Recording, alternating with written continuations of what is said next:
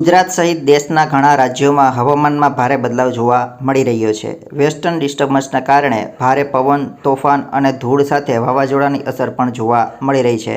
છેલ્લા કેટલાક દિવસોથી થયેલા વરસાદથી લોકોને ગરમીમાંથી રાહત મળી છે, પરંતુ હવે ફરીથી હવામાન છે તે ખતરનાક દિશા તરફ આગળ વધી રહ્યું છે. હવામાન નિષ્ણાત અંબાલાલ પટેલે ખાસ કરીને આગાહી કરી છે કે આગામી દિવસોમાં પવનની ઝડપ અને તોફાની પ્રવૃત્તિઓ વધી શકે છે. અંબાલાલ પટેલની આગાહી મુજબ હવામાન છે તે પલટાઈ શકે છે, જેમાં ઉત્તર સૌરાષ્ટ્ર, કચ્છ, ઉત્તર ગુજરાત, પંચમહાલ, મહીસાગર, મધ્ય ગુજરાત સહિતના વિસ્તારોમાં આજ સાંજ સુધીમાં હવામાનમાં મોટો પલટો થવાની શક્યતા છે. અમુક વિસ્તારોમાં ધૂળભર્યા પવન સાથે વીજળી ચમકવી અને છાંટાઓ પડવાની પણ શક્યતા છે. કચ્છ, બનાસકાંઠા અને રાજસ્થાનના થોડા ભાગોમાં પણ તીવ્ર પવન સાથે તોફાની સ્થિતિ સર્જાઈ શકે છે. દેશવ્યાપી પેટર્નમાં પણ પલટો આવશે. દેશભરના હવામાનમાં પેટર્ન બદલાઈ રહ્યું છે. વેસ્ટર્ન ડિસ્ટર્બન્સના કારણે ઉત્તર ભારતમાં હિમવર્ષા અને મેદાની વિસ્તારોમાં વરસાદ થયો છે. બિહારમાં તોફાન અને વીજળી પડવાથી 60થી વધુ લોકોએ જીવ ગુમાવ્યો છે, તો ઉત્તર પ્રદેશ, ઝારખંડ, હરિયાણા અને ઉત્તરાખંડમાં પણ તોફાનની અસરના કારણે મોતની ઘટનાઓ નોંધાઈ છે. ખેતરોમાં પાણી ભરાવાથી પાકને નુકસાન પણ પહોંચી રહ્યું છે. એપ્રિલ-મે મહિના દરમિયાન વધશે તોફાની પ્રવૃત્તિ. અંબાલાલ પટેલના કહેવા મુજબ એપ્રિલ અને મે મહિના દરમિયાન ધૂળભર્યા તોફાનો, જોરદાર પવનો અને વાવાઝોડાની પ્રવૃત્તિ વધુ જોવા મળશે.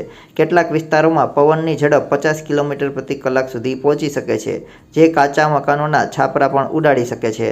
મુંબઈ અને દિલ્હી માટે પણ તેમણે આગાહી કરી છે. મુંબઈમાં 10 અને 11 એપ્રિલે કમોસમી વરસાદ સાથે યલો એલર્ટ આપવામાં આવ્યું છે. જોકે આગામી દિવસોમાં તાપમાન વધવાની અને ભેજ વધવાને કારણે અસહ્ય ઉકળાટ થવાની પણ શક્યતા છે. બીજી તરફ દિલ્હી એનસીઆરમાં વાદળછાયું વાતાવરણ રહેશે અને હળવો વરસાદ પડી શકે છે, પણ તાપમાન ધીમે ધીમે ફરીથી વધવાની દિશામાં છે.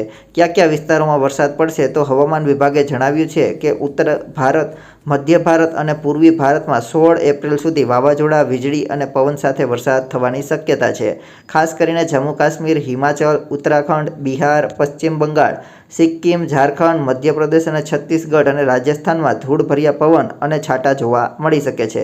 કયા વિસ્તારોમાં ગરમ પવનો ફૂંકાશે? તો ગુજરાત, મહારાષ્ટ્રના દરિયાકાંઠાના વિસ્તારોમાં ભેજવાળું અને ગરમ હવામાન રહેશે.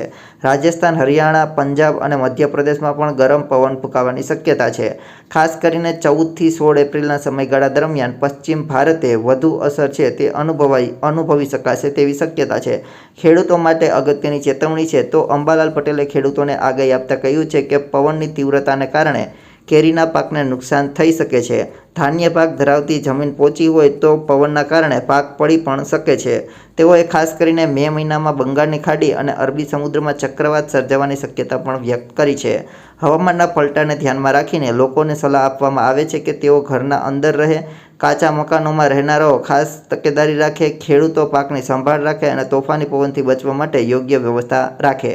તો આ હતા મહત્વની અપડેટ. તો ખાસ વિડીયો લાઇક કરી દરેક મિત્રો સાથે આ વિડીયો શેર કરજો.